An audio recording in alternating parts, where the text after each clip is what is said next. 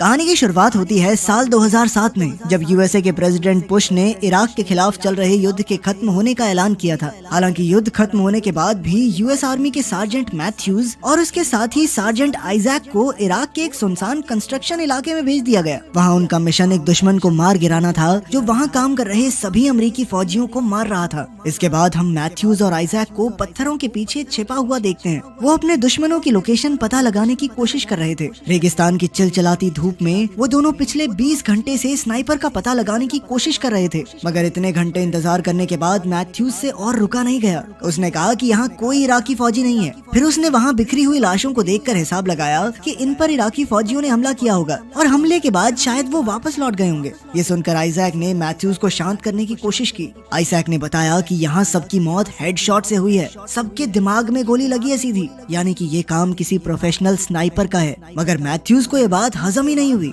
उसने कहा कि कोई भी इराकी स्नाइपर इतना बेहतरीन नहीं है जो 30 सेकंड के अंदर इतने फौजियों को मार गिराए। खैर, फिर कुछ घंटे और इंतजार करने के बाद मैथ्यूज ने खुद इस इलाके का मुआयना करने का फैसला किया। वो अपने अड्डे से बाहर निकला और उसने आइजैक को पीछे से कवर देने को कहा। फिर वो कंस्ट्रक्शन साइट की ओर बढ़ने लगा। जल्द ही वो मजदूरों और फौजियों की लाशों तक पहुंचा। उसने एक फौजी का रेडियो उठा लिया और आगे बढ़ गया। इधर आइजैक को मैथ्यूज पर नजर रखने में काफी परेशानी हो रही थी क्योंकि उसकी दूरबीन धुंधली हो गई थी। उसने ये बात मैथ्यूज को बताई, मगर मैथ्यूज ने उसे ही डांटते हुए कहा कि उसे दूरबीन बदल कर चलना चाहिए था। इस पर आइजैक ने उसे बताया कि ये दूरबीन उसके शहीद दोस्त डीन की है और वो इसे बदलना नहीं चाहता था क्योंकि इससे डीन की यादें जुड़ी हैं। बाद में जब मैथ्यूज ने सबकी लाशें देखी तो पता चला कि सचमुच इन सभी की मौत हेडशॉट से ही हुई है। अब उसे शक हुआ कि हो सकता है स्नाइपर आसपास ही हो, इसीलिए उसने तुरंत आइजैक को खबर की। तब आइजैक ने उसे जल्द से जल्द वापस आने को कहा, पर मैथ्यूज फिर भी वहीं खड़े होकर स्नाइपर की लोकेशन ढूंढने लगा। आइजैक ने रेडियो से चिल्लाकर उसे वापस बुलाया, पर अफसोस अब बहुत देर हो चुकी थी। अचानक स्नाइपर ने मैथ्यूज को देख लिया और उसके पेट में गोली मार दी। ये देखकर आइजैक उसे बचाने के लिए दौड़ा और वो एक अलग से तरीके से दौड़ रहा था ताकि गोलियों से बच सके, लेकिन इससे पहले कि वो मैथ्यूज को बचाता उसकी ही टांग में गोली लग गई।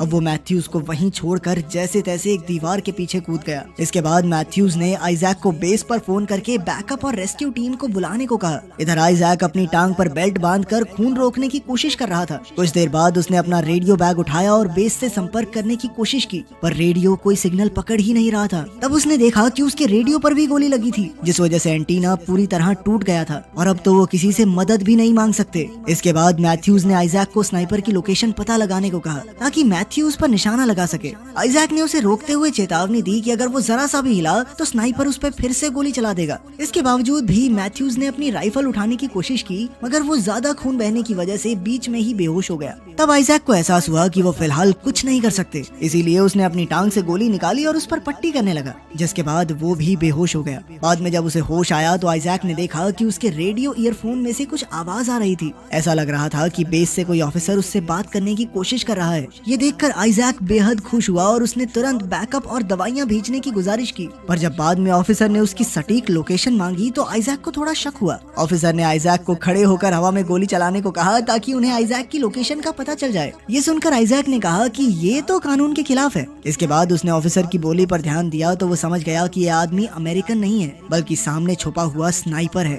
जिसके पास अमेरिकन बेस के सिग्नल हैं। हालांकि स्नाइपर का पर्दाफाश हो चुका था, पर वो फिर भी आइजैक से बात करता रहा। पहले तो आइजैक ने बात करने से मना कर दिया, पर जब स्नाइपर ने मैथ्यूज पर फिर से गोली चलाने की धमकी दी तो आइजैक को मानना पड़ा। बात करने के साथ साथ आइजैक जमीन पर इस इलाके का नक्शा बना रहा था ताकि वो स्नाइपर की लोकेशन का अंदाजा लगा सके। कुछ पलों बाद स्नाइपर ने आइजैक को बताया कि वो एक आम इराकी आदमी है जो अपने देश को बचाना चाहता है। फिर स्नाइपर ने आइजैक से उसके परिवार के बारे में पूछा, मगर आइजैक ने कहा कि वो ये सब नहीं बता सकता। फिर आइजैक ने कहा कि अमेरिकी फौजी तो यहाँ इराक में उनका विकास करने आए हैं, फिर तुम लोग हमें मारना क्यों चाहते हो? ये सुनकर स्नाइपर हंसने लगा और कहने लगा कि तुम लोग सिर्फ अपने बारे में सोचते हो, हमारा सारा पैसा लूट के ले जा रहे हो, तेल लूट के ले जा रहे हो, शर्म नहीं आती तुम्हें झूठ बोलते हुए। खैर, फिर बाद में आइजैक ने अपने बारे में कुछ नहीं बताया तो स्नाइपर ने फिर से मैथ्यूज पर गोली चलाने की धमकी दी, मगर इस बार आइजैक ने उस पर ध्यान नहीं दिया। फिर स्नाइपर ने कहा कि वो डीन की मौत का सच जानता है। उसके मुंह से अपने दोस्त का नाम सुनकर आइजैक के तो होश ही उड़ गए और वो सोचने लगा कि स्नाइपर स्नाइपर को इसके बारे में कैसे पता चला।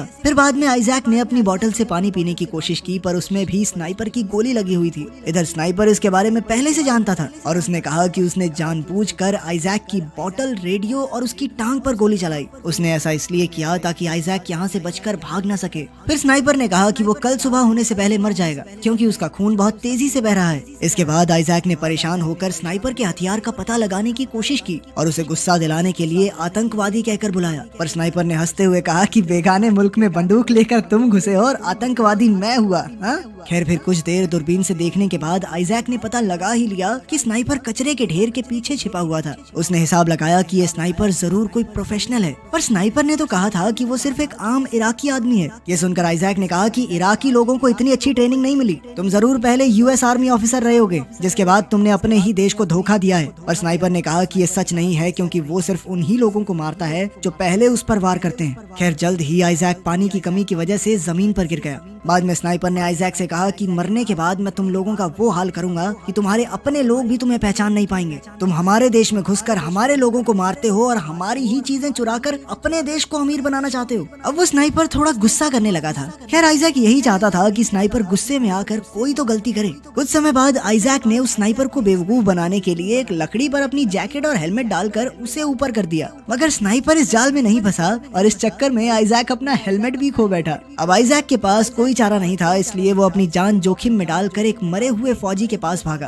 ताकि उसके बैग में से कुछ काम की चीजें मिल जाएं। मगर जैसे ही वो वापस लौटा तो उसने देखा कि उसकी दूरबीन टूट चुकी थी और अब तो वो स्नाइपर पर नजर भी नहीं रख पाएगा। खैर फिर आइजैक को अपने रेडियो से कुछ आवाज सुनाई दी और तब उसे पता चला कि मैथ्यूज तो असल में जिंदा है। उसने चिल्लाकर मैथ्यूज को बताया कि स्नाइपर कचरे के ढेर में छुपा हुआ है। तब मैथ्यूज ने अपनी जेब से एक चमकता हुआ शीशा निकाला और कचरे के ढेर को देखा। इधर आइजैक रेडियो पर स्नाइपर का ध्यान भटकाने में लगा था और वहीं मैथ्यूज धीरे धीरे अपनी राइफल की ओर बढ़ रहा था। तब स्नाइपर ने आइजैक को बताया कि पहले वो बगदाद में एक टीचर हुआ करता था, पर फिर एक अमरीकी हमले में उसके सभी स्टूडेंट मारे गए, जिसके बाद उसने उन सब की मौत का बदला लेने का फैसला किया। फिर स्नाइपर ने आइजैक से पूछा कि वो टूटी हुई दूरबीन लेकर क्यों घूमता है। जब आइजैक ने कोई जवाब नहीं दिया तो स्नाइपर ने फिर से मैथ्यूज को गोली मारने की धमकी दी। आइजैक जानता था कि मैथ्यूज जिंदा है और इसीलिए उसने फटाफट जवाब दिया ताकि स्नाइपर बिल्कुल भी मैथ्यूज की तरफ देखे भी ना। उसने बताया कि ये दूरबीन डीन की है और उसकी गलती की वजह से ही डीन ने अपनी जान गंवाई थी। इसके बाद मैथ्यूज ने अपनी राइफल उठाई और कचरे के ढेर पर गोलियां चला दी, लेकिन फिर जैसे ही वो अपनी बंदूक को रिलोड करने लगा तो अचानक स्नाइपर ने उसके कंधे पर गोली चला दी।